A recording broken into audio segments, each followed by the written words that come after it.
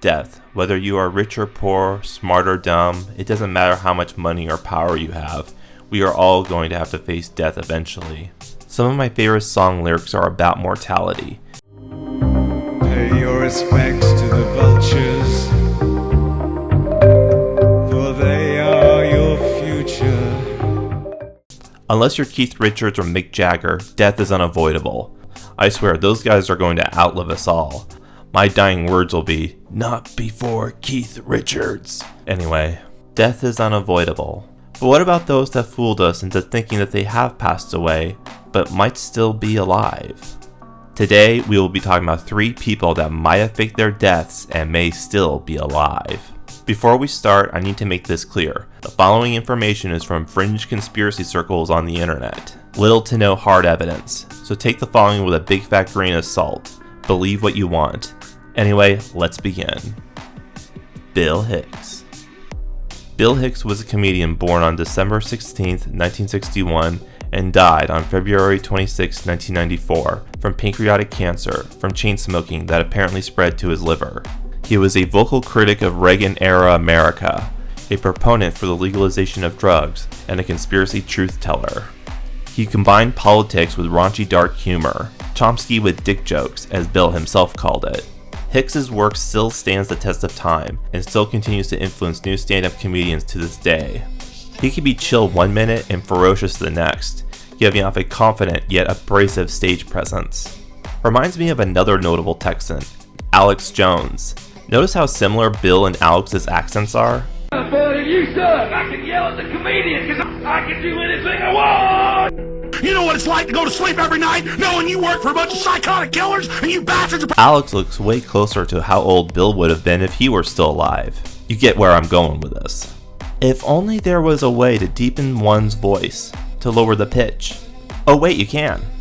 Then there is Kevin Booth, who was a friend and working collaborator for both Bill Hicks and Alex Jones. In fact, these 3 collaborated so much that it's weird knowing it was never just Bill and Alex. It was always Kevin and Bill, or Kevin and Alex, never Bill and Alex. Yet they somehow never crossed paths. It's weird because right when Bill Hicks died, Alex Jones just magically appeared out of nowhere. Alex Jones was supposedly born on February 11th, 1974. Does this look like a 51-year-old Gen X man? He looks a good 15 years older than he really is. And when was Bill born again? Oh yeah, Bill would be in his mid-60s today.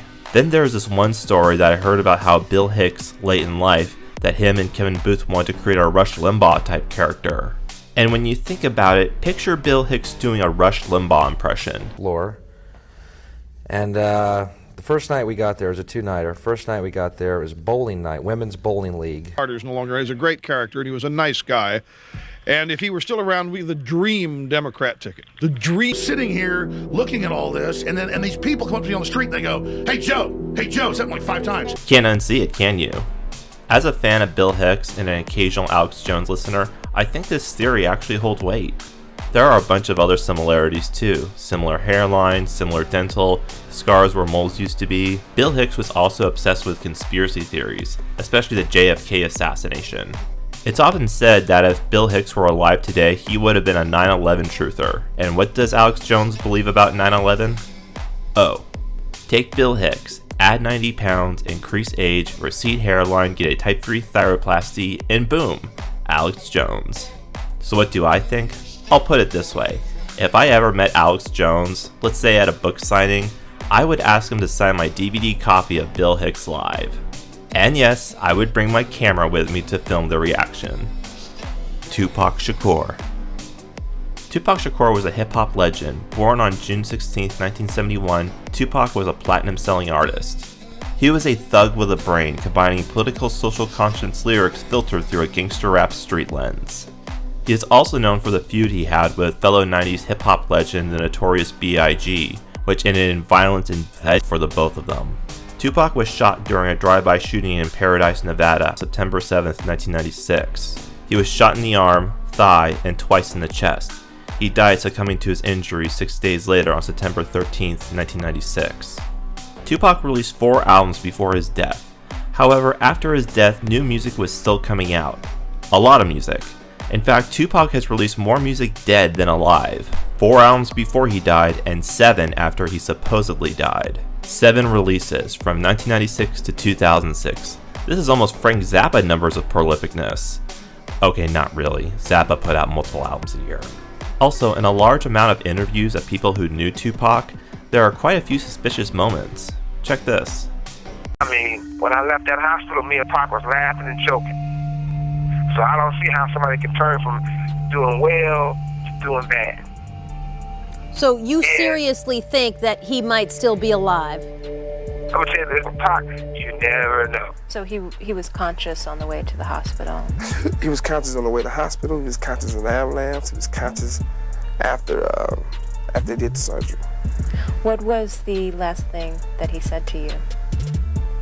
Could still be alive. In 2012, Suge Knight also said the situation with Tupac's body was very sketchy, as Knight went on a radio show to state, and I quote, "Maybe the question is, Pac's really not gone, but Pac is just somewhere else." Knight said, live on the air, "Nobody's seen Tupac's body. The person who supposedly cremated Tupac, this guy got about $3 million, personally from me, in cash. And the next thing I know, I never heard from the guy, or I never even seen him again. He retired and he left." Ain't ready for it, get on the sidewalk. One last question. Is Pac still alive? Nobody knows. Y'all good? Yeah, we good. Thanks a lot, man. We good. Last time I saw him, he was in church. So hypothetically speaking, if Tupac is still alive, where would he be? Well, fun fact, Tupac has an aunt that lives in Cuba. A little backstory. Assata Shakur was a member of the Black Liberation Army, an underground black Marxist organization that started in 1970 and ended in 1981. From 1973 to 1977, Assata Shakur gathered 10 indictments, resulting in 7 different trials. She was charged with 2 bank robberies, a kidnapping of a drug dealer, and 2 attempted murder. 3 of her charges were acquitted, 2 dismissed, and 1 a hung jury. However, she was convicted of her charge for first-degree murder from Trooper Werner Forrester. She was also charged with second-degree murder, atrocious assault and battery against a police officer, assault with a dangerous weapon, assault with intent to kill, illegal possession of a weapon, and armed robbery. She was sentenced 26 to 33 years in prison, along with a life sentence. On November 2, 1979, Assata escaped prison and eventually fled to Cuba, obtaining political asylum in the communist country. She still lives there, along with, according to some people, her famous nephew. When you think about it, Cuba would be a great place to escape. No modern technology above the 1950s, so no security cameras, cell phones, or internet. Plus, with Cuba's isolation from the Western world, no one in Cuba would be able to recognize Tupac. The Cuban people would just think that Tupac was your average Afro-Cuban, and not a platinum-selling megastar from America. So, what do I think? I see this one as about 50-50. There is some interesting proof that Tupac could still be alive, but there is some proof that shows he really is dead. Tupac's last album was released in 2006, 24 years ago. To me, this indicates that either they did run out of posthumous audio material, or if Tupac is alive, he's probably done with music altogether. Not a whole lot you can rap about while living in a country where you can't criticize the socialist government or way of life without being arrested and sent to a re-education camp. John F. Kennedy Jr. John F. Kennedy Jr. was the son of the 35th President of the United States, John F. Kennedy. He was often referred to as JFK Jr., as most people called him. Aside being a Kennedy, he also ran a pop culture-influenced political magazine called George. George ran from September of 1995 to January of 2001. He was also quite the ladies' man. I mean, just look at him. I'm not gay and I generally don't swing that way, but even I'm like, damn, this guy could get any woman he wants. Any woman. Even Seinfeld joked about this. John F. Kennedy Jr. After being in relationships with Daryl Hannah and Sarah Jessica Parker, he eventually settled for Carolyn Bessette. Man, JFK Jr. certainly had a thing for skinny blondes with a distinct look, didn't he? Nothing wrong with that. I have a thing for distinct looking women too. Anyway. On the night of July 16, 1999, John F. Kennedy Jr., his wife Carolyn Bessette Kennedy, and her sister Lauren Bessette were killed in a plane crash off the coast of Martha's Vineyard, Massachusetts while on the way to a family wedding. JFK Jr. was the pilot. It was a dark, moonless night. JFK Jr. had a total of 350 hours of flight time experience. 100 of these hours were solo, without a co-pilot, and only 10 hours of nighttime flight experience. At 2:15 a.m. in the early morning hours of July 17th, the Kennedy family alerted the Coast Guard Air Station at Cape Cod. At 4 a.m., the Coast Guard was deployed for a search and rescue mission. JFK Jr.'s cousin, Anthony Radswell, quoted at the time, "He'll find a way to get out. He possesses the will to survive. Enough will for all three of them." On July 19th, fragments of Kennedy's plane were found. At 11:30 p.m. on July 20th, a salvage ship found the plane's fuselage. On July 21st, divers found the bodies of Lauren Bissett, Carolyn Bissett Kennedy, and John F. Kennedy Jr. Autopsies show they all died on impact. Or did he? As the theory goes, JFK Jr. secretly faked his death and is about to make a grand public reappearance, join the Trump administration, even though he was a Democrat, and bring about a grand awakening of forbidden truth and a new golden era for America. Yeah, well, that never happened. The Orange Emperor is back in, but no JFK Jr. Where is he? People say it's either this guy or this guy. I don't know, I don't see it. Then there is the theory that Hillary Clinton somehow tampered with JFK Jr.'s plane because she saw JFK Jr. as potential competition for a future Senate seat.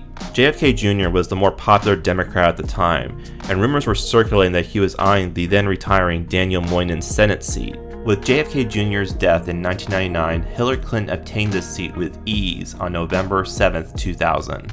This theory is a little bit more plausible to me, but I am sorry to say that I don't think JFK Jr. is still alive. That theory doesn't hold water to me.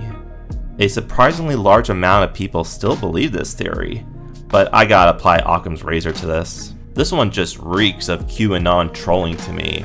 Feel free to think what you want, and I know a lot of people in my private life that believe this theory. But I'm sorry guys, I think JFK Jr. is dead. So those are 3 deceased people that could still be alive today. Hopefully someday we will know the real truth behind these 3 cases. But until then, see you next time. This is The Abyss, staring back.